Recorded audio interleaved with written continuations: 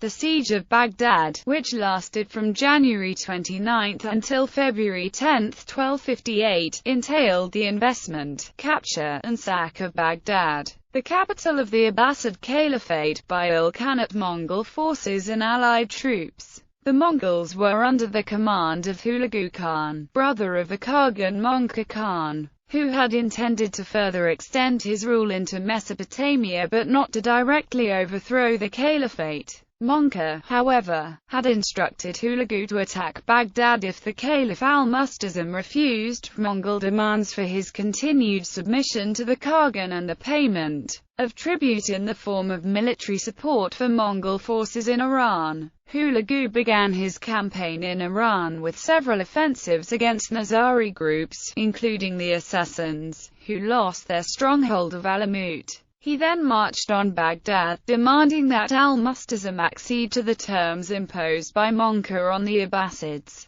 Although the Abbasids had failed to prepare for the invasion, the Caliph believed that Baghdad could not fall to invading forces and refused to surrender. Hulagu subsequently besieged the city, which surrendered after 12 days. During the next week, the Mongols sacked Baghdad, committing numerous atrocities and destroyed the Abbasids' vast libraries, including the House of Wisdom. The Mongols executed al-Mustazim and massacred many residents of the city, which was left greatly depopulated. The siege is considered to mark the end of the Islamic Golden Age, during which the caliphs had extended their rule from the Iberian Peninsula to Sind, and which was also marked by many cultural achievements. Background: Baghdad had for centuries been the capital of the Abbasid Caliphate, the third caliphate whose rulers were descendants of Abbas, an uncle of Muhammad. In 751, the Abbasids overthrew the Umayyads and moved the caliph's seat from Damascus to Baghdad. At the city's peak, it was populated by approximately 1 million people, and was defended by an army of 60,000 soldiers. By the middle of the 13th century, however, the power of the Abbasids had declined and Turkic and Mamluk warlords often held power over the caliphs. The city still retained much symbolic significance, however, and it remained a rich and cultured city. The caliphs of the 12th and 13th centuries had begun to ally with the expanding Mongol Empire in the east, and Caliph an-Nazir al-Din, who reigned from 1180 to 1225, may have attempted to ally with Genghis Khan when Muhammad II of Khwarezm threatened to attack the Abbasids. It has been rumored that some Crusader captives were sent as tribute to the Mongol Khagan. According to the secret history of the Mongols, Genghis and his successor, Ogedai Khan, ordered their general Chorma Khan to attack Baghdad. In 1236, Chorma Khan led a division of the Mongol army to Erbil, which remained under Abbasid rule. Further raids on Erbil and other regions of the Caliphate became nearly annual occurrences.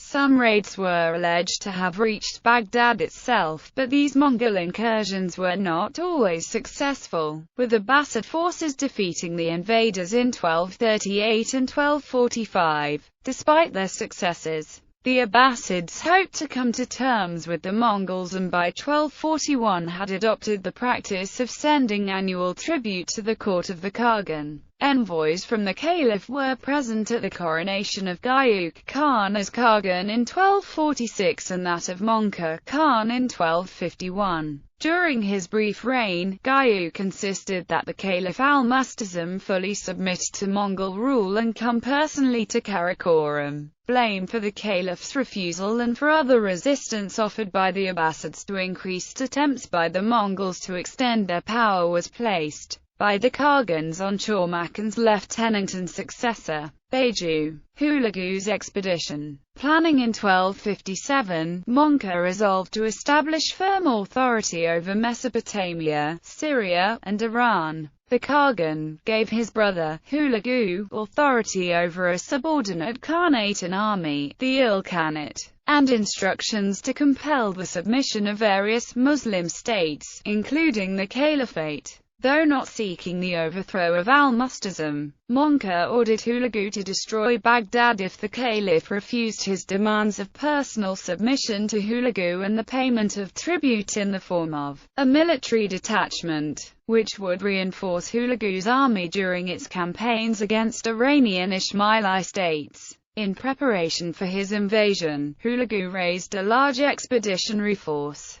conscripting 1 out of every 10 military-age males in the entirety of the Mongol Empire, assembling what may have been the most numerous Mongol army to have existed and, by one estimate, 150,000 strong. Generals of the army included the Oirat administrator Aganaga, Beju, Bukatima, Gwokan, and Kitburka, as well as Hulagu's brother Sunitai and various other warlords. The force was also supplemented by Christian forces, including the King of Armenia and his army, a Frankish contingent from the Principality of Antioch, and a Georgian force, seeking revenge on the Muslim Abbasids for the sacking of their capital, Tiflis, decades earlier by the Khwarezm Shahs. About 1,000 Chinese artillery experts accompanied the army, as did Persian and Turkic auxiliaries, according to Ata Malikuvana, a contemporary Persian observer. Early campaigns Hulagu led his army first to Iran, where he successfully campaigned against the Lurs, the Bukhara, and the remnants of the Khwarezm Shah dynasty. After subduing them, Hulagu directed his attention toward the Ismaili assassins and their Grand Master, Imam Ala al-Din Muhammad, who had attempted the murder of both Monka and Hulagu's friend and subordinate, Kitburka. Though assassins failed in both attempts, Hulagu marched his army to their stronghold of Alamut, which he captured. The Mongols later executed the assassins' Grand Master, Imam Iukn al-Dunkur Shah, who had briefly succeeded Ala al-Din Muhammad from 1255 to 1256. Capture of Baghdad. Al-Musta'sim refused, in large part due to the influence of his advisor and Grand Vizier, Ibn al-Alqami. Historians have ascribed various motives to al-Alqami's opposition to submission, including treachery and incompetence, and it appears that he lied to the caliph about the severity of the invasion, assuring al-Musta'sim that, if the capital of the caliphate was endangered by a Mongol army, the Islamic world would rush to its aid. Although he replied to Hulagu's demands in a manner that the Mongol commander found menacing and offensive enough to break off further negotiation, al-Musta'sim neglected to summon armies to reinforce the troops at his disposal in Baghdad, nor did he strengthen the city's walls. By January 11 the Mongols were close to the city, establishing themselves on both banks of the Tigris River so as to form a pincer around the city. Al-Musta'sim finally decided to do battle with them and sent out a force of 20,000 cavalry to attack the Mongols. The cavalry were decisively defeated by the Mongols, whose sappers breached dikes along the Tigris River and flooded the ground behind the Abbasid forces, trapping them. Siege of the city. On January 29, the Mongol army began its siege of Baghdad, constructing a palisade and a ditch around the city. Employing siege engines and catapults, the Mongols attempted to breach the city's walls, and, by February 5,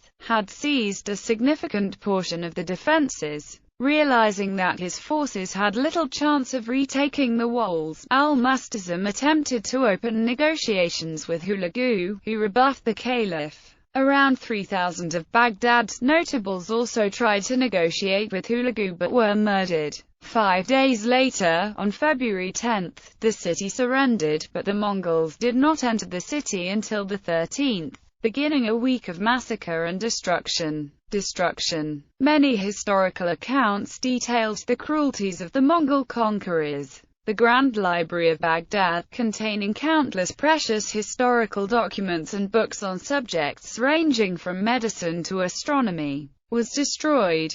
Survivors said that the waters of the Tigris ran black with ink from the enormous quantities of books flung into the river and read from the blood of the scientists and philosophers killed. Citizens attempted to flee, but were intercepted by Mongol soldiers who killed in abundance, sparing neither women nor children. Martin Sicker writes that close to 90,000 people may have died. Other estimates go much higher. Sayf claims the loss of life was several 100,000. Ian Frazier of The New Yorker says estimates of the death toll have ranged from 200,000 to 1 million. The Mongols looted and then destroyed mosques, palaces, libraries, and hospitals. Grand buildings that had been the work of generations were burned to the ground. The caliph was captured and forced to watch as his citizens were murdered and his treasury plundered. According to most accounts, the caliph was killed by trampling. The Mongols rolled the caliph up in a rug, and rode their horses over him, as they believed that the earth would be offended if it were touched by royal blood. All but one of his sons were killed, and the sole surviving son was sent to Mongolia, where Mongolian historians report he married and fathered children, but played no role in Islam thereafter. Hulagu had to move his camp upwind of the city, due to the stench of decay from the ruined city. Baghdad was a depopulated, ruined city for several centuries and only gradually recovered some of its former glory. Comments on the destruction. Iraq in 1258 was very different from present-day Iraq. Its agriculture was supported by canal networks thousands of years old. Baghdad was one of the most brilliant intellectual centers in the world. The Mongol destruction of Baghdad was a psychological blow from which Islam never recovered.